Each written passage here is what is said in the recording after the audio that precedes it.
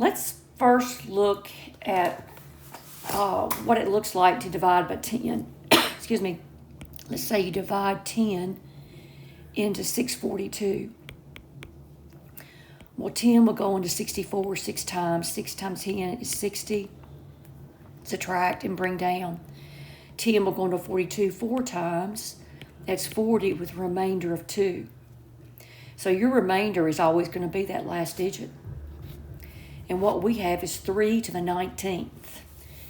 And we're trying to figure out what the remainder is when 3 to the 19th is divided by 10. If I knew what 3 to the 19th, if I knew the value of that number, then I would know what the remainder is.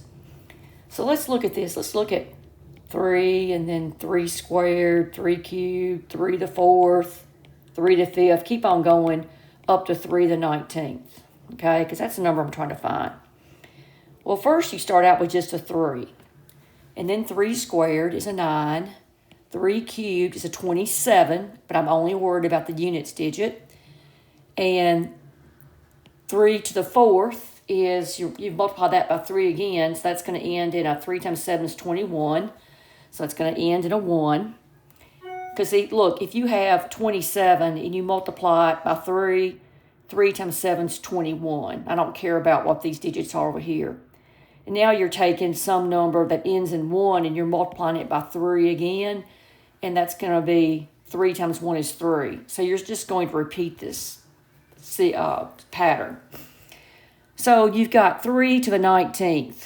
3 to the 9th. If I can find a pencil that works. 3 to the 19th. And every 4 times it repeats. So 4 will divide into 19. 4 times 4 is 16 with a remainder of 3. So it goes through here 4 times, but then you got a remainder of 3. 1, 2, 3. So 3 to the 19th is going to end in a 7. And we know that will be the remainder. So your answer is D.